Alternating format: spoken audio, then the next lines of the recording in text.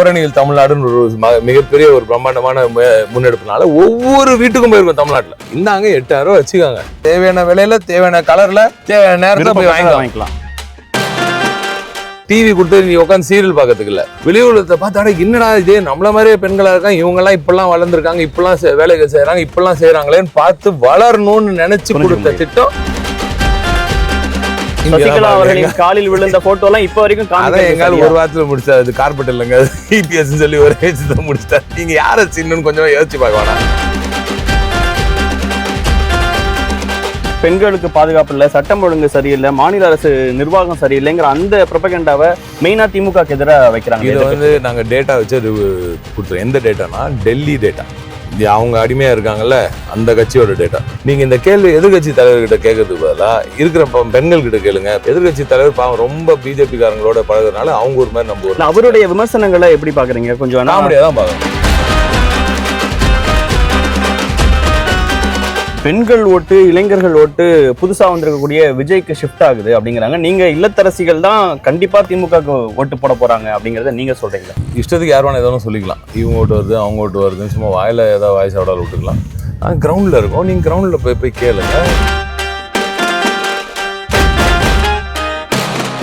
உங்க பிரச்சாரத்திலையும் தொடர்ந்து பார்த்துட்டு இருக்கேன் சார், களம் எப்படி இருக்குன்னு நினைக்கிறீங்க? பாக்குறீங்களா? அட்டகாசமா இருக்கு.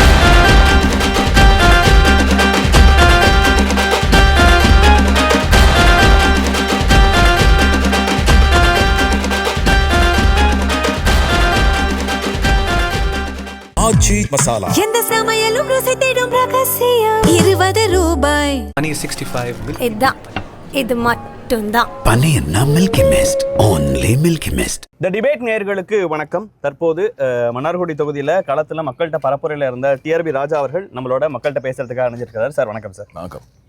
உங்கள் பிரச்சாரத்திலையும் தொடர்ந்து பார்த்துட்டு இருக்கேன் சார், களம் எப்படி இருக்குன்னு நினைக்கிறீங்க? பார்க்குறீங்களா? அட்டகாசமாக இருக்குது. எந்த குறைச்சலும் இல்லை. தலைவரோட சேவைகள் ஓகே, மிக அவரோட வெல்ஃபேர் மெஷர்ஸ் எல்லாமே களத்தில் மக்களிடம் கொண்டு போய் சேர்த்துருக்கார். அதை சேர்த்துருக்கும் பணி வந்து டார்கெட்டடாக. இந்த வெல்ஃபேர் மெஷர் வந்து எப்போவுமே ஒரு மக்கள் நலத்திட்டம் அறிவிக்கிறது பெரிய விஷயம் இல்லை, அதை அறிவித்த பிறகு அது அந்த யாருக்காக அறிவித்தோமோ அவங்களுக்கு போய் சேர்ந்துருக்கான்னு பார்க்கணும். ஸோ அதை தேடி தேடி கண்டுபிடிச்சி கடைசி பயனாளி வரைக்கும் கொண்டு போய் சேர்த்துருக்காங்க. அங்கங்கே ஒரு சில இடத்துல இந்த பயனாளிகள், விடுபட்ட பயனாளிகளையும் மீண்டும் திருப்பி சேர்த்துருக்கோம். இப்படி டார்கெட்டடாக எல்லா பயனாளிகளுக்கும் அந்த மக்கள் திட்டங்கள் சென்றடைஞ்சிருக்கிறதுனால இந்த முறை நான் விளையாட்டு சொல்ல, நீங்கள் ஏதாவது ஒரு அதிமுக இல்லத்தில் போயிட்டு அங்கே இருக்கிற மகளிர்கிட்ட நீங்கள் கேட்டு பாருங்கள். அவங்க வீட்டில் யாரெல்லாம் ஆக்டிவாக பாலிடிக்ஸில் இருக்காங்களோ அவங்க வேணால் அந்தந்த எதிர்கட்சிகளுக்கு அவங்கவுங்க கட்சிகளுக்கு போட்டுக்கலாம். ஆனால் இந்த முறை யார் எந்த இயக்கத்தில் இருந்தாலும் அந்த இல்லத்தரசிகள் எல்லோரும் திராவிட நாயகன் அவர்களின் பக்கம் தான், திமுகவின் பக்கம் தான், இந்த கூட்டணியின் பக்கம் தான். இல்லை, பெண்கள் ஓட்டு, இளைஞர்கள் ஓட்டு புதுசாக வந்திருக்கக்கூடிய விஜய்க்கு ஷிஃப்ட் ஆகுது அப்படிங்கிறாங்க. நீங்கள் இல்லத்தரசிகள் தான் கண்டிப்பாக திமுகக்கு ஓட்டு போட போகிறாங்க அப்படிங்கிறத நீங்கள் சொல்கிறீங்களா? நாங்கள் செஞ்சுட்டு இவ்வளோ தூரம் திட்டங்களை கொண்டு போய் செஞ்சுட்டு அவங்கக்கிட்டேருந்து பேசி ஒரு திட்டங்களை, அதாவது ஒரு இஷ்டத்துக்கு யார் வேணா எதாவது சொல்லிக்கலாம், இவங்க ஓட்டு வருது அவங்க ஓட்டு வருதுன்னு சும்மா வாயில் ஏதாவது வாய்ஸ் ஆடாலும் விட்டுக்கலாம். கிரவுண்டில் இருக்கும், நீங்கள் கிரவுண்டில் போய் கேளுங்க, மக்கள்கிட்ட கேளுங்க. மக்களோட மக்களாக பயணித்தது யாருன்னு கேளுங்க, மக்களோட மக்களாக இருந்து அவங்களுக்கு தேவையை புரிஞ்சு கொண்டு அதுக்கப்புறம் செயல்பட்டது யாருன்னு கேளுங்க. இல்லை, நீங்களாம் கட்சி ஆரம்பிச்சு போகிறவங்க, அவர் வீட்டுக்குள்ளே இருந்துட்டு கட்சி ஆரம்பிச்சேன் நானுங்கிறாரு, இன்னைக்கு கூட பேசியிருக்கிறாரு. அதனால தான் இன்னும் வீட்டுக்குள்ளே உட்காந்துருக்காரு, அங்கே தான் கடைசி வரைக்கும் உட்கார போகிறாருன்னு என்னோட எண்ணம். அது நமக்கு அவரை பற்றி பேசி எங்களுக்கு டைம் வீணடிக்க வேண்டாம். ஏன்னா நான் ஸ்டார்டர் ஒரு முக்கியமான எதிர்கட்சி ஒன்று இருக்கு. இதுல நீங்க கேட்குற கேள்வியில எல்லாத்துலயுமே எனக்கு பெரிய ஓட்டுன்னு சொன்னனால ஏன் அதிமுக அப்ப நீங்களே முடிவு பண்ணிட்டீங்க அதிமுக அந்த சக்தி இல்லைன்னு இல்லையா? நீங்க சொல்ற கேள்வியிலேயே வந்து ப்ரொஜெக்ட் பண்ணிட்டு இருக்க விஷயம் வந்து ஜேர்னலிஸ்ட் ஒரு கேள்வி கேட்கும்போது நீங்க பொதுவா இருக்கிற மாதிரி ஒரு சூழலை நீங்க மாயை தான் நீங்க கேட்குறீங்க. நீங்களும் பல மாயைக்கு தான் நீங்களும் ஆளாகிறீங்க. அப்படி கேட்கும்போது நீங்கள் ஏன் வந்து அதிமுக இந்த ஓட்டை ஏன் வாங்கக்கூடாதுன்னு நீங்கள் கேட்கல, வேற யாரோ ஒருத்தரை கேட்குறீங்க, புதுசாக வந்ததோ இல்லை யாரோ ஒருத்தர் நான் ஸ்டார்ட். அவரு தன்னை ப்ரொஜெக்ட் பண்ணிக்கிற விதம் களமே டிஎம்கே வர்சஸ் டிவிகேன்னு இருக்கு. நீங்கள் தான் தமிழ்நாடு வர்சஸ் டெல்லி தான் உண்மையான களம். அதை புரிஞ்சுக்கிட்டவங்க தான் தமிழ்நாடு மக்கள். இந்த மாய உலகத்தில் இருக்கவங்க அவங்க எதை வேணா கனவு கண்டுகிட்டே இருக்கலாம். இல்ல, அது என்ன ஸ்ட்ராட்டஜி சார்? திமுகவோட ஸ்ட்ராட்டஜி தமிழ்நாடு வர்சஸ் டெல்லி. ஏன்னா நீங்க இதை மாதிரி முடிச்சிடறேன். நீங்கள் அதில் பாருங்க, நீங்கள் கேட்ட கேள்வியிலேருந்து ஒரு விஷயம் என்ன தெளிவுபடுது. ஜேர்னலிஸ்ட் கூட அதிமுக பக்கம் மகளிர் இருக்காங்கன்னு சொல்றதுக்கு விருப்பம் இல்லை இல்லையா? அவங்களுக்கே தெரியுது அவங்க பக்கம் இல்லைன்னு. களத்தில் நீங்கள் ட்விட்டரு, ஃபேஸ்புக், இன்ஸ்டா இந்த மாதிரி சோஷியல் மீடியாவில் மட்டுமே களமாடுறது வேற, களத்தில் இறங்கி களமாடுறது வேறு. திராவிட முன்னேற்ற கழகத்தை பொறுத்தவரை எல்லா காலகட்டத்திலையும் மக்களோட மக்களாக பயணித்துக்கோம். அது அண்ணா சொன்னது நாங்கள் அப்படியே ஃபாலோ பண்ணிட்டுருக்கோம். பேரிடர் காலத்துலையும் சரி, கொரோனா பெருந்தொற்று போன்ற காலத்தில், கஜா போன்ற காலத்தில் சரி, எல்லா நேரத்துலையும் பார்த்தீங்கன்னா மற்ற எந்த இயக்கமும் பெருசாக வராது. நாங்களும் எங்கள் தோழமை இயக்கங்கள் தான் எப்போவுமே இருந்திருக்கு களத்தில். இப்போ சமீப காலத்தில் பார்த்தீங்கன்னாலும் அதான் நடந்திருக்கு. ஆனால் மக்களோட கனெக்ஷன் வந்து பார்த்தீங்கன்னா, நீங்கள் ஒரு நாள் சும்மா ஒரு படம் பார்க்கலாம், காமெடிக்கு சிரிக்கலாம், இல்லை ஜாலியாக பாட்டு பாடின்னு போகலாம், இதெல்லாம் பண்ணலாம். ஆனால் ஒரு பிரச்சனைன்னு வரும்போது அங்கே இருக்கிற திமுக காரன் தான் வருவான்னு தெரியும். ஸோ அந்த விஷயம் ஆழமாக மக்களிட பதிஞ்சிருக்கு. இன்று அதிமுக தோழிகள்கிட்ட கூட அது பதிஞ்சிருக்கு. ஏன்னா இன்னும் அது இத்தனை ஆண்டுகள் 10 ஆண்டு காலம் அம்மையாரே இருந்தாங்க. அப்போ கூட அவங்களுக்கு வந்து மகளிருக்கு ஒரு பெரிய திட்டத்தை கொடுத்து அந்த மகளிருக்கான திட்டத்துக்கு மகளிர் உரிமை தொகைன்னு ஒரு பேர் வைக்கணும்னு கூட தோணலையே. அப்படி ஒரு திட்டம் கொடுக்கணும்னு தோணலையே. வீட்டில் எத்தனை வருஷம் நாங்களாம் வேலை பண்ணியிருந்தோம், இத்தனை வருஷம் நாட்டை வளர்த்தோம், எங்களால் தான் நாடு வளர்ந்துச்சு, நாங்கள் உழைச்சனால தான் நாடு வளர்ந்துச்சு. நாங்கள் ஒரு நாள் வீட்டில் சமைச்சு போட்டதுக்கு, இப்போ இந்த பிள்ளைங்களை வளர்த்ததுக்கு, இந்த புருஷங்க வீட்டுக்கு வந்தபோது அவங்க பிரச்சனையோடு வரும்போது எங்களை பிடிச்சி கத்தினா கூட அவங்களுக்கு எல்லா வேலையும் செஞ்சு அவங்களுக்கு உறுதுணையாக நின்று இந்த நாட்டு வளர்கிறதுக்கான உறுதியாக நின்றது நாங்கள். ஆனால் எங்களுக்கு எந்த ஒரு பிரதிபலனும் இல்லை. ஆனால் இதை கவனித்து திமுக மட்டும் தானே பண்ணுச்சு முத முறையாக. அதுவும் எப்படி சொல்கிறாங்க, இந்தாங்க கலைஞர் தொகை அப்படின்னு கொடுக்கல, கலைஞர் தொகைன்னு கொடுக்கல, கலைஞர் மகளிர் உரிமை தொகைன்னு கொடுத்தாங்க. கரெக்டாக கலைஞர் மகளிர் தொகைன்னு கொடுத்தா கூட தான் வாங்கியிருப்பாங்க, யாரும் இல்லைன்னு சொல்ல வேணான்னு சொல்ல மாட்டாங்க. அது ஏன் உரிமை தொகைன்னு பேர் வைக்கிறாங்க? ஏன்னா இது நீங்கள் இது கவலைப்படாதீங்கம்மா, நாங்கள் என்னமோ உங்களுக்கு செய்கிற மாதிரி நீங்கள் நினைக்காதீங்கன்னு சொல்கிறது இருக்குல்ல. நாங்கள் ஏதோ உங்களுக்கு ஏதோ சும்மா இலவசமாக ஒன்று கொடுக்குறோன்னு இல்லை. நீங்கள் செய்த வேலைக்கு, நீங்கள் செய்த வேலையினால் நம்ம நாடு வளர்ந்துச்சு, நாடு வளர்ந்தனால வருமானம் பெருச்சு, வருமானம் பெறனால நம்ம கவர்மெண்ட்டுக்கு வருமானம் வந்துச்சு, அந்த வருமானத்தை உங்களுக்கு கொடுக்குறோம், நன்றி சொல்லி கொடுக்குறோம் அப்படின்னு அந்த பெருமைப்படுத்துறது இருக்குல்ல. அவங்களோட வேலையே பெருமைப்படுத்தி, ஆமாம் நான் உங்களை பார்க்குறேன், ஐ கேன் see you, நான் அந்த ரெஸ்பெக்ட் இருக்குல்ல, அந்த செல்ஃப் ரெஸ்பெக்டை தூக்குறதுல, அந்த சுயமரியாதையை தூக்கி நிறுத்துறதுல திமுக தவிர வேற யாரும் பண்ண முடியாது. இல்ல மகளிர மனசுல வச்சு அதிமுக தேர்தல் அறிக்கையில இப்போ அது எப்பவுமே எங்க ஆளுங்க வந்து அதிமுக வந்து எப்பவுமே நாங்கள் அறிவாலயத்துக்கு நம்ம தேர்தல் அறிக்கை ரிலீஸ் பண்ணும்போது அறிவாலயத்துக்கு வெளியே நின்றுட்டு இருப்பாங்க, ஒரு ஜெராக்ஸ் கடைக்கு ஓரமாவே எப்படியாவது காப்பி போட்டு அடிக்குது. இந்த வருஷம் என்ன சாமர்த்தியம் என்ன பண்ணியிருக்காங்க, போன வருஷம் தேர்தல் அறிக்கையெல்லாம் போட்டு காப்பி எடுத்துட்டாங்க. அதுதான் பண்ணியிருக்காங்க. நாங்கள் ஏற்கனவே அறிவிச்ச திட்டங்களை தான் இவங்க திருப்பி அது இதுன்னு போட்டு பூசி மூலம். நீங்க மகளிர் மேல இருக்கக்கூடிய கன்சர்ன்ல ஒரு விஷயம் பண்றேன்னு சொல்லும்போது அதே மாதிரி அவங்க அது முன்னாடி அவங்க ஃப்ரிட்ஜ்ங்கிற ஒரு விஷயத்த சொல்றாங்க, அது மக்கள்கிட்ட எடுபடாதா? 10,000 ரூபாய் அதுவே அவங்களுக்கு புரிதல் இல்லைன்றது தெரியுது. ஃப்ரிட்ஜ்னு சொல்றீங்களா, ஒரு பொருளை சொல்றீங்க. அதிமுக சொல்றது ஒரு பொருளை இந்த நீங்க வாங்கி வச்சுக்காங்க அப்படின்னு சொல்லுது. திமுக என்ன சொல்லுது? அதிமுகவும் திமுக இருக்க வித்தியாசம் இதில் புரிஞ்சுக்கும். அதிமுக மக்களோட மக்களாக பயணிக்கிறதுல, அதனால அவங்களோட தேவை ஒவ்வொரு வீட்டுக்கும் வித்தியாசப்படும் தெரியாது. அவங்க புரியுதா? ஒவ்வொரு வீட்டுக்கும் வித்தியாசப்படும். எனக்கு ஏற்கனவே ஃப்ரிட்ஜ் இருக்கும், இல்லை ஃப்ரிட்ஜ் இல்லாமல் எனக்கு தேவையில்லை ஃப்ரிட்ஜு, எனக்கு அடிப்படையாக தேவை ஒரு ஸ்டவ் தேவை, எனக்கு மிக்சி தேவை, இல்லை வாஷிங் மிஷின் தான் எனக்கு தேவை. எனக்கு என்ன தோணுதோ நான் அது வாங்குறது தானே என்னோட உரிமை. இந்த உரிமை எங்க இதெல்லாம் போது பாருங்க, எங்க இதெல்லாம் பிடிச்சிட்டு இருக்கோம் பாருங்க நாங்கள். அப்போ மகளிருக்கான அந்த தேவையின் புரிதலே அதிமுக இல்லை. அதனால தான் இவங்க வந்து இலவசத்தை கொடுத்தா ஜாலியாக இருவாங்க அப்படின்னு ஒரு மெதப்பில் பண்ணுற விதம் அது. ஆனால் திமுக பண்ணுறது ஒவ்வொரு வீடாக அவங்களோட கனவுகளை கேட்டறிந்து எங்களுக்கு தெரியணும்னு அந்த ஃபீல் இருக்குல்ல, அந்த உங்கள் கனவை சொல்லுங்கள், நாங்கள் என்னன்னு தெரிஞ்சுக்கணும்னு விரும்புகிறோம் தலைவர் சொல்லி ஒரு சிஎம் சொல்லி தெரிஞ்சுக்கிறாரு பாருங்க. அதெல்லாம் எவ்வளோ பெரிய விஷயம். அப்படி அதே தாட் ப்ராசஸ் தான் இங்கேயும். எங்களுக்கு தெரியும், நாங்கள் வீடு வீடாக போகிறதுனால ஓடிஎன் ஓரணியில் தமிழ்நாடுன்னு ஒரு மிகப்பெரிய ஒரு பிரம்மாண்டமான முன்னெடுப்புனால ஒவ்வொரு வீட்டுக்கும் போயிருக்கோம் தமிழ்நாட்டில். அவங்க வீட்டில் என்ன இருக்குது, என்ன தேவை, அவங்க தேவைகள் எப்படி இருக்குன்னா புரிஞ்சுட்டு வந்திருக்கோம். அதோட ஃபீட்பேக் தான் இருக்குது. ஒவ்வொரு வீட்டுக்கும் தேவை வித்தியாசப்படுது. ஆகையால் இந்தாங்க 8,000 வச்சுக்காங்க, நீங்கள் உங்களுக்கு எது வேணுமோ எது இஷ்டமோ எங்கே தேவையோ போய் உங்களுக்கு தேவையான பொருளை தேவையான இடத்துல தேவையான விலையில தேவையான கலரில் தேவையான நேரத்தில் போய் வாங்கிக்கலாம். ஸோ அந்த உரிமையை அவங்களுக்கு கொடுக்குறோம்ல, அந்த ஃப்ரீடமை கொடுக்குறோம்ல, அந்த தாட்டே அந்த எண்ணமே ஒரு பெரிய விஷயம்ன்ற இதெல்லாம் அதிமுகலாம் எந்த ஜென்மத்திலும் தோணாது. புரியுதா? ஏன்னா அவங்களுக்கு அந்த இடத்துல இல்லை. மக்களோட பயணிச்சா தானே தெரியும். ஃப்ரிட்ஜு அப்படின்னு சொல்லி கொடுத்தா ஃப்ரிட்ஜ் எத்தனை வீட்டில் நீங்கள் போய் கேளுங்க, ஃப்ரிட்ஜ் கொடுத்தா வாங்கி வச்சுக்கிறது. ஆனால் யார் எத்தனை பேருக்கு அது தேவையை புரிஞ்சு ஃப்ரிட்ஜ் இருக்கா? இன்னும் ஃப்ரிட்ஜ் நிறைய பேருக்கு இருக்கு, இன்னும் கொஞ்சம் பேருக்கு இருக்கும். இப்போ அவங்க என்ன திருப்பி ஃப்ரிட்ஜ் வாங்கி வச்சு என்ன பண்ணுவாங்க சொல்லுங்க? நான் கேட்குறேன், நான் இதாக கேட்குறேன். பட் அது அவங்க தேவை. 2வது ஃப்ரிட்ஜ் வச்சுக்கிறவங்க வச்சுக்கிட்டோம், அது அவங்க இஷ்டம். அது ஏன் நீங்கள் கொடுக்குறீங்க? இப்போ டக்குன்னு இந்த மக்கு பசங்க அங்கேருந்து என்ன தெரியுமா கேட்பாங்க, அப்படி நீங்கள் டிவி கொடுத்தீங்களேன்னு கேட்பாங்க. கரெக்டாக? டிவி யார் வீட்லையும் இல்லை. கரெக்டாக? அதுவும் டிவி கொடுத்தது எதுக்கு? டிவி கொடுத்தது நீ உட்காந்து சீரியல் பார்க்கறதுக்கு இல்லை. இது வந்து பெண்களுக்கான ஒரு ஜன்னல், உலகத்துக்கான ஒரு ஜன்னல். பெண்கள் வந்து வீட்டிலேயே அந்த உள்ளே உட்காந்து அடைஞ்சு கிடக்குறாங்களே, இவங்க வெளி உலகத்தை பார்க்கணும். வெளி உலகத்தை பார்த்தா என்னடா இதே நம்மள மாதிரியே பெண்களாக இருக்காங்க, இவங்கெல்லாம் இப்பெல்லாம் வளர்ந்துருக்காங்க, இப்பெல்லாம் வேலைகள் செய்கிறாங்க, இப்பெல்லாம் செய்கிறாங்களேன்னு பார்த்து வளரணும்னு நினச்சி கொடுத்த திட்டம் தலைவர் கலைஞரோட அந்த இலவச டிவி. புரிஞ்சுக்க முடியும். அந்த டிவி இன்னைக்கு வரைக்கும் ஓடுது. அதிமுக நடுவில் ஒரு ஃப்ரிட்ஜ் கிரைண்டர்லாம் கொடுத்தாங்க, மிக்ஸி கிரைண்டர், அதான் மிக்ஸி கிரைண்டர்லாம் கொடுத்தாங்க. 2ஆவது நாளே காயலாங்கடைக்கு போச்சு. இன்னமும் காயலாங்கடையில் இருக்குது. நிறைய காயலாங்கடையில் அந்த கல் பார்த்தீங்கன்னா இன்னும் இருக்குது. அந்த வெயிட்டுக்கு யூஸ் பண்ணுறாங்க அவங்க. இன்னைக்கு வரைக்கும் பல காயலாங்கடையில் அந்த கல் அந்த கிரைண்டரோட கல் கிடக்கு. ஓகே, டிஎம்கே இந்த எலெக்ஷனில் தமிழ்நாடா டெல்லியா அப்படிங்கிற ஒரு ப்ரொபகண்டாவை வச்சு முன்வைக்கிறீங்க.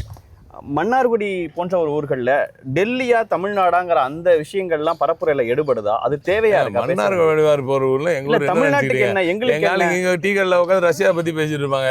உலகத்துக்கு அரசியல் கத்து கொடுக்குற ஊர் எங்க மன்னார்குடி. ஏன்னா இவங்க எதிர்க்கட்சிகள் வைக்கிறது வந்து இங்க ஸ்டாலின் வேணுமா வேணாங்கிற எலெக்ஷன் இது அப்படிங்கிறாங்க. நீங்க டெல்லியா தமிழ்நாடாங்கும் போது அது எடுபடுதான்னு கேட்கிறேன். கிட்டத்தட்ட ரெண்டும் ஒன்று தானே. தமிழ்நாடா டெல்லியான்றா தமிழ்நாடுனாலே ஸ்டாலின் தானே. தமிழ்நாடுனாலே முக ஸ்டாலின் தான். தமிழ்நாடோட பாதுகாப்புனா முக ஸ்டாலின் தான். தமிழ்நாடோட உரிமைகள்னா முக ஸ்டாலின் தான். தமிழ்நாடோட நலன்னா முக ஸ்டாலின் தான். அப்போ அவங்க சொல்கிறதும் கரெக்டு தான் ஒரு விதத்தில். இது ஸ்டாலின் வர்சஸ் டெல்லி தான். தமிழ்நாடு வர்சஸ் டெல்லியும் ஸ்டாலின் வர்சஸ் டெல்லியும் ரெண்டும் ஒன்று தான். ஏன்னா தமிழ்நாடை பாதுகாக்க வேண்டும், தமிழ்நாட்டு நலனை பாதுகாக்க வேண்டும், தமிழ்நாட்டின் வளர்ச்சியை அப்படியே இன்னும் அதிக அளவு இதே வேகத்தில் கொண்டு போக வேண்டும், தமிழ்நாட்டின் உரிமைகளை எல்லாத்தையும் பாதுகாக்க வேண்டும்னா ஒரே மனிதர் முக ஸ்டாலினால் முடியும். ஆகையால் தான் ஓரணியில் தமிழ்நாடு திரண்டு முக ஸ்டாலின் என்னும் இந்த மாமனிதன் பக்கம். இங்க பெண்களுக்கு பாதுகாப்பு இல்லை, சட்டம் ஒழுங்கு சரியில்லை, மாநில அரசு நிர்வாகம் சரியில்லைங்கிற அந்த ப்ரொபகண்டாவை மெயினா திமுகக்கு எதிராக வைக்கிறாங்க. இதை வந்து நாங்கள் டேட்டா வச்சு கொடுத்துருவோம். எந்த டேட்டானா டெல்லி டேட்டா. அவங்க அடிமையாக இருக்காங்கல்ல அந்த கட்சியோட டேட்டா. பாஜக ஆளும் டெல்லியோட டேட்டாவை நாங்கள் தெளிவாக இருந்துச்சு அப்படின்ற டேட்டா கொடுத்து அதில் எவ்வளோ கிரைம்ஸ் நம்ம ஊரில் நடக்குது, எவ்வளோ கிரைம்ஸ் வந்து வடநாட்டில் நடக்குது, இங்கேருந்து 10-15 20 மடங்கு அங்கெல்லாம் ஜாஸ்தி நடக்குது. பாஜக ஆளும் மாநிலங்களில் எவ்வளோ மடங்கு ஜாஸ்தி நடக்குது. நாம மாநிலத்தில் நம்ம நடக்கவே இல்லைன்னு சொல்ல சில இடத்துல நடக்குது. நடக்கும்போது அதுக்கான ஆக்ஷன் இம்மீடியட்டாக இருக்கும். அதை தூக்கி உடனே அந்த ஆளுங்களை பெர்பெட்ரேட்டர்ஸ் பிடிச்சி செய்தவர்களை தண்டிக்கும் அந்த வேலை மிக ஃபாஸ்ட்டாக நடக்குது. அயன் ஹேண்டோட நம்ம முதலமைச்சர் செய்கிறார் என்று தெளிவாக இருக்குது. நீங்கள் இந்த கேள்வி எதிர்கட்சி தலைவர்கிட்ட கேட்கறதுக்கு பதிலாக இருக்கிற பெண்கள்கிட்ட கேளுங்க. பெண்கள் எல்லாம் சொல்லுங்க எங்கள் ஊர் நல்லா தான் இருக்குது, பாதுகாப்பாக தான் இருக்குன்னு சொல்லுவாங்க. எதிர்கட்சி தலைவர் பாவம் ரொம்ப பிஜேபி காரங்களோட பழகுறதுனால அவங்க ஒரு மாதிரி நம்ம ஊர். அவருடைய விமர்சனங்களை எப்படி பார்க்குறீங்க? கொஞ்சம் காமெடியாக தான் பார்க்குறோம். ஏன்னா சிஎம் நோக்கி கலைஞர் அவர்கள் உதயநிதி ஸ்டாலின் நோக்கி தனிப்பட்ட இதெல்லாம் வைக்கிறாரு. இது எங்கள் தலைவர் வந்து வளர்ச்சி, பாசிட்டிவிட்டி, இவ்வளோ செஞ்ச செயல்கள், செய்ய போகும் செயல்கள், தமிழ்நாட்டோட 50 ஆண்டு கால 100 ஆண்டு கால வளர்ச்சி, இப்படி எல்லாம் பாசிட்டிவாக ஒரு ப்ரோஆக்டிவாக யோசிக்கிறார். அடுத்து ஒரு நல்ல சிந்தனைகளாகவே இருக்குது பாருங்கள். அந்த புத்தி அவ்வளோதான் அங்கே இருக்கிறது. அதனால அது இல்ல அவர் சீன்றது உதயநிதி ஸ்டாலின் தானே. யாரையும் சசிகலா அவர்களின் காலில் விழுந்த போட்டோலாம் இப்போ வரைக்கும் எங்கால ஒரு வாரத்தில் முடிச்சாரு. அது கார்பெட் இல்லைங்க, இபிஎஸ் சொல்லி ஒரே வச்சு தான் முடிச்சிட்டாரு. நீங்கள் யாரை சீன்னு கொஞ்சமா யோசிச்சு பார்க்க வேணாம். இவரெல்லாம் போய் சீனலாமா? சும்மா வாயை கொடுத்து இந்த மாதிரிலாம் தேவையில்லாம எதுக்கு இதெல்லாம்? ஓகே, 3 தடவை சட்டமன்ற உறுப்பினராக இருந்திருக்கீங்க. இந்த தடவை அமைச்சராகவும் களத்தை எதிர்கொள்றீங்க. மின்னும் மண்ணேன்னு அமைச்சராக களத்தில் இருக்கிறேன். நான் ஒரு திமுக தொண்டனாக தான் எப்பவுமே களத்தில் இருப்பேன். ஓகே, 4வது முறை இங்கே வரும்போது என்ன விஷயங்களை முன்னெடுக்கிறீங்க? இன்னும் செஞ்ச விஷயங்களா நீங்கள் மன்னார்குடிக்கு செஞ்ச விஷயங்கள் என்ன இருக்கு? மன்னார்குடிக்கு இது வரைக்கும் வரலாற்றில் செய்யாத விஷயங்கள் எல்லாம் திமுக செஞ்சிருக்கு. இது வரைக்கும் வரலாற்றில் 70 ஆண்டு கால 50 ஆண்டு கால கனவு திட்டங்கள் நாங்கள் கொண்ட ரயில்வே திட்டத்தை கொண்டு வந்ததே திமுக தான். தொடர்ந்து நீடாமங்கலத்தில் ஒரு பெரிய மேம்பாலம், அந்த நீடாமங்கலம் மேம்பாலம் வந்து அந்த மேம்பாலம் இல்லாதனால அந்த கேட்டு திண்டுக்கலுக்கு போட்டு நீடாமங்கலத்துக்கு ரயில்வே கேட்டுன்னுவாங்க. அந்த மாதிரி இருந்தால் இது எங்கள் ஊர் பிரச்சனை மட்டும் இல்லை, சுற்றுவட்டார டிஸ்ட்ரிக்ட் ஒரு 5-6 டிஸ்ட்ரிக்ட்டுக்கே அது ஒரு பெரிய லாக் ஆகும். அந்த இடம் போக்குவரத்து லாக் ஆகும். நிறைய பேர் உயிரிழந்திருக்காங்க அந்த கேட்டில் இருந்ததுனால, கேட்டு போட்டதுனால. அப்படிப்பட்ட பிரச்சனையை 2013-14 நாங்கள் அதுக்கு கிளியரன்ஸ் வாங்கி யூபிஏ கவர்மெண்ட் இருக்கும்போது திமுக அங்கமாக இருக்கும்போது அப்பா வந்து இதில் இருந்தார், நிலைக்குழு தலைவராக ரயில்வே இதில் இருந்தார். அவர் தாத்தா கலைஞர் அவர்கள் சொல்லி அவர் அந்த பர்மிஷனை வாங்கி உடனே அதுக்கான திட்டங்களுக்கான எல்லா தேவைகளையும் முடித்தோம். அன்று இருந்த அதிமுக ஆட்சியாளர்கள் அப்படியே அது கிடப்ப போட்டாங்க. சரிங்களா? அது அப்படியே லேப்ஸ் ஆயிடுச்சு. அவங்க கொடுத்த அந்த காசு இவங்க யூஸ் பண்ணாமல் அப்படியே லேப்ஸ் ஆகிடுச்சு. அந்த கொடுத்த அந்த பெர்மிஷனும் அப்படியே லேப்ஸ் ஆகிடுச்சு. அதற்கு பிறகு நாங்கள் இப்போ வந்தோம். வந்த உடனே 170 கோடி ரூபாய் கிட்ட அந்த திட்டம் நடத்தி எங்கள் சைடு தமிழ்நாடு அரசு என்னெல்லாம் செய்யணுமோ அந்த பாலத்தில் அதை எல்லாத்தையும் செஞ்சு முடிச்சிட்டோம். இன்னமும் ஒன்றிய அரசு வந்து இந்த சென்ட்ரல் ரயில்வே கிராசிங், ரயில்வே மேலே இருக்கிற அந்த ஒரு போர்ஷன் மட்டும் இன்னும் அவங்க முடிக்காமல் வச்சிருக்காங்க. அதையும் இப்போ நாங்கள் ப்ரெஷர் பண்ணி வாங்கியிருக்கோம். அதுவும் சீக்கிரம் முடிஞ்சிடும். மிகப்பெரிய முக்கியமான திட்டம் மன்னார்குடிக்கு பேருந்து நிலையம், மன்னார்குடிக்கு பாதாள சாக்கடை திட்டம், ஊரெங்கும் சாலைகள். இப்போ நம்ம நிற்கிற சாலை உள்ள இந்த சைடில் போகிற சாலை, வெளில இருக்கிற நீங்கள் சாலைகள்லாம் போட்டால் 2 சைடு அந்த கோடு போட்ட நெடுஞ்சாலை அளவுக்கு இருக்கிற சாலைகள்லாம் இந்த ஆட்சியில் தானே போடப்பட்டது. இதுக்கு முன்னாடி அந்த மாதிரி ஒரு எந்த இடத்துலையுமே போடப்பட்டதில்லை. சாலைகள் ஆகட்டும், பயணிகள், இது நம்ம எல்லா இன்ஃப்ராஸ்ட்ரக்சர் விஷயம் நிறைய எல்லாம் தொடர்ந்து ஆடியில் அவ்வளோ விஷயங்கள் பண்ணியிருக்கோம். நான் ஒரு புக்கே போட்டு வச்சுருக்கேன். நான் இந்த 5 ஆண்டுகளில் ஒவ்வொரு நம்ம ஊராட்சி வைஸ் என்னென்ன திட்டங்கள் கொண்டு இருக்கணும் ஒரு புக்லெட்டை போட்டு வச்சிருக்காங்க. அதனால அந்த அளவுக்கு சொல்ல முடியும், ஒரு நாள் முழுக்க சொல்ல முடியும். உங்களுக்கு எதிராக எஸ் காமராஜ் அவர்கள் அமமுக சார்பாக, அதிமுக கூட்டணியின் சார்பாக களம் இருக்கிறார். இந்த பக்கம் சசிகலா அவர்கள் வேட்பாளர் இருக்கிறாங்க, டிவிகே வேட்பாளர் இருக்கிறாங்க, என்டிகே வேட்பாளர் இருக்காங்க. இப்படி ஒரு பலமுனை போட்டியா இருக்கும்போது அது எந்த அளவுக்கு உங்களுக்கு சாதகமா இருக்கும்னு நினைக்கிறீங்களா, சவாலா இருக்கும்னு நினைக்கிறீங்களா? இல்லை, நாங்கள் எப்பவுமே எதிர்கட்சி பற்றி யோசிக்கிறதே இல்லை. நாங்கள் உண்மையாக எப்பவுமே யோசிக்கிறது இல்லை. நம்ம வேலை நம்ம பாட்டுக்கு பார்த்துட்டு போகிறோம். மக்கள் நல்ல தீர்ப்பு கொடுப்பாங்கன்றதோட முடிவு. எங்களோட வேலை வந்து நாங்கள் எப்போயும் நாங்கள் செய்த விஷயங்களை சொல்லுவோம், செய்ய போகிற விஷயங்களை சொல்லுவோம். அவங்க தொடர்ச்சி அவங்க எப்பவுமே நெகட்டிவ் கேம்பெயின் பண்ணுவாங்க. நிறைய அவங்க எல்லாத்தையும் யூஸ் பண்ணுவாங்க, ரொம்ப தப்பான விஷயங்கள் எல்லாத்தையும் யூஸ் பண்ணுவாங்க, எப்பவுமே நெகட்டிவ் கேம்பெயின் பண்ணுவாங்க. நாங்கள் அப்படி இருக்கிறதில்ல. ஏன்னா எங்களோட எண்ண ஓட்டம் வந்து மன்னார்குடியை பொறுத்த வரைக்கும் தேர்தல் நேரத்தில் எப்படி வேணால் எல்லோரும் பேசிக்கலாம். ஆனால் தேர்தல் முடிந்த பிறகு எல்லோரும் ஓரணியில் இருந்து உழைத்தால் தான், எல்லா இயக்கங்களும் எல்லா அமைப்புகளும் சேர்ந்து ஓரணியில் உழைத்தால் தான் அந்த ஊர் உருப்படுன்றது என்னோட நம்பிக்கை, என்னோட பர்சனல் நம்பிக்கை. கட்சிகள்லாம் கடந்து எல்லாத்தையும் கடந்து என்னோட பர்சனல் நம்பிக்கை தான். அதனால் அவங்க வந்து தேர்தல் நேரத்தில் ரொம்ப தரம் தாழ்ந்து போவாங்க. அது எப்பவுமே நாங்கள் பார்த்துட்டோம். எப்பவுமே அப்படி தான் இருக்காங்க. நமக்கு அது வராது. நமக்கு வர்றது திட்டங்கள் என்ன, செயல்பாடுகள் எப்படி, பாசிட்டிவாக பேசுறது, பாசிட்டிவாக திங்ஸை கொண்டு போகிறது, வளர்ச்சியை கொண்டு வந்து சேர்க்கறது, இதுதான் நம்மளுக்கு வரும். இதெல்லாம் சொன்னோம். முதல் வாய்ப்பு கிடைச்சது, முதல் வாய்ப்பு எங்களுக்கு கிடைச்சது 2021 தான். ஒரு ஆளுங்கட்சியாக. அதுக்கு முன்னாடி 2 தடவை நீங்கள் எதிர்கட்சியாக தான் இருந்தோம். எதிர்கட்சியாக இருந்த மாதிரி பல விஷயத்துக்கு போராடணும். ஆளுங்கட்சியாக இருக்கும்போது முதல் வாய்ப்பில் இந்த 4 ஆண்டுகளில் 40 ஆண்டுகளில் இந்த ஊருக்கு வராது எல்லாத்தையும் செஞ்சுருக்கும். அது மக்களுக்கு தெரியும், அதிமுக காரங்களுக்கு. இப்போ தேர்ந்தெடுக்கப்படும் பட்சத்தில் என்ன செய்யணும்னு உங்களுடைய கனவுகளாக திட்டமாக மன்னார்குடிக்கு இருக்குது, அது நிறைவு கருத்தா? ரிசல்ட் டெஃபினட்டாக ஃபேண்டாஸ்டிக்காக இருக்கும்னு நினைக்கிறோம். இந்த முறை இது வரைக்கும் நாங்கள் வாங்கின வாக்குகளை விட இன்னும் அதிகமான வாக்குகளை வாங்குவோம் என்று எங்களுக்கு நிச்சயமாக தெளிவாக தெரிகிறது. ஸோ மகத்தான வாக்கு வித்தியாசத்தில் வெற்றி உறுதியாக போகுது. அடுத்ததாக என் ஊரில், நம்ம ஊரில் மன்னார்குடிக்கு எனக்கு பர்சனல் ஃபேவரட் தான். எனக்கு வந்து இவங்க சொல்லி அவங்க சொல்லின்றதில்லை. எனக்கு என்ன தோணுதோ நான் அதை பண்ணிகிட்ருக்கேன். ஏன்னா எனக்கு இங்கே இருக்கிறனால எனக்கு என் கண்ணில் எனக்கு எது தெரியுதோ, என் மண்ணுக்கு ஏன் இப்படி இல்லை அப்படின்னு தோணுதோ அதெல்லாம் தான் பண்ணிகிட்டு இருக்கேன். எனக்கு என் பசங்க எல்லாருக்கும் வேலை வாய்ப்பு வேணும். என் படித்த இளைஞர்கள் நிறைய பேருக்கு வேலை வாய்ப்பு கொடுக்கும். அந்த வேலைவாய்ப்பை உருவாக்கும் வேலையில் இப்போ இறங்கிது. தாய்மார்கள் நிறைய பேர் வந்து வீட்டில் வந்து சும்மா உட்காந்துருக்காங்க சில பேர் அப்படின்னு சொல்லி அது ஒரு குறையாக இருக்குது. அவங்களோட சுயமரியாதைக்கு அது ஒரு இதாக இருக்குது. ஆக அவங்களுக்கும் வேலையை கொடுக்கணும். அந்த முயற்சியில் ஏற்கனவே ஒரு சின்ன வேலையில் இப்போது 2000 பேருக்கு வேலை வாய்ப்பு ஏற்கனவே ரெடி பண்ணிட்டோம். ஆலங்கோட்டைன்ற ஒரு ஊரில் வந்து, ஏன்னா அங்கே ஒரு 4-5 ஏக்கர் கிடச்சது நிலம் மெயின் ரோட்லேயே. ஸோ அதை பயன்படுத்தி ஒரு தமிழ்நாட்டோட முதல் சிப்காட் ஜவுளி பூங்கா அங்கே தான் வருது.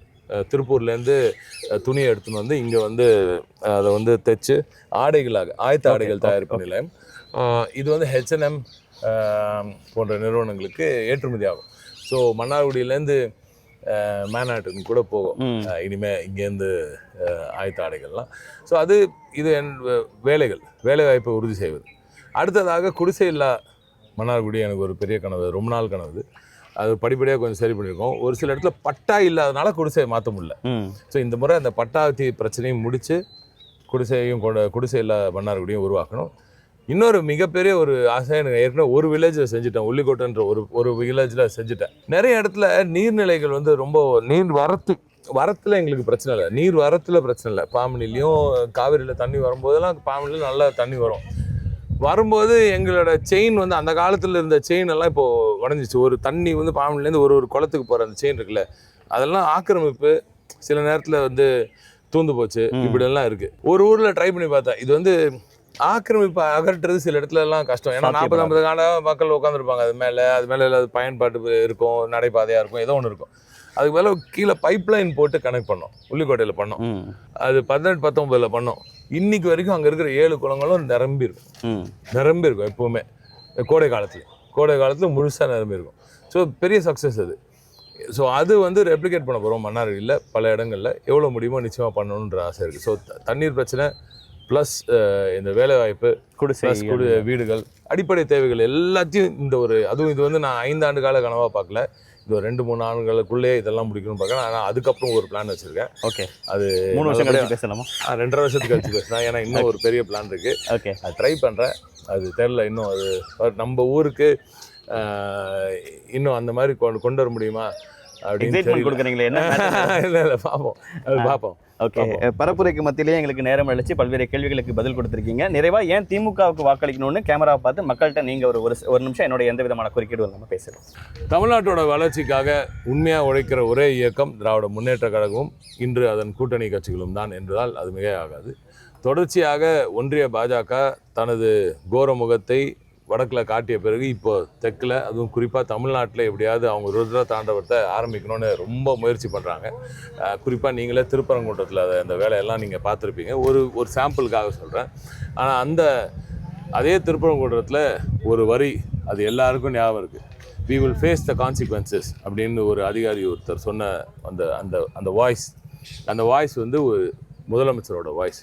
மு.க. ஸ்டாலின் எனும் இன்றைய பெரியாரோட வாய்ஸ். பெரியாரின் தடியாக இன்று முதலமைச்சர் மு.க. ஸ்டாலின் நம்மை ஒட்டுமொத்த தமிழ்நாட்டை வடக்கிலிருந்து வரும் இந்த படையெடுப்பாளர்களிடம் நம்மை காத்து கொண்டிருப்பது மு.க. ஸ்டாலின் இந்த மாமனிதன் தான்.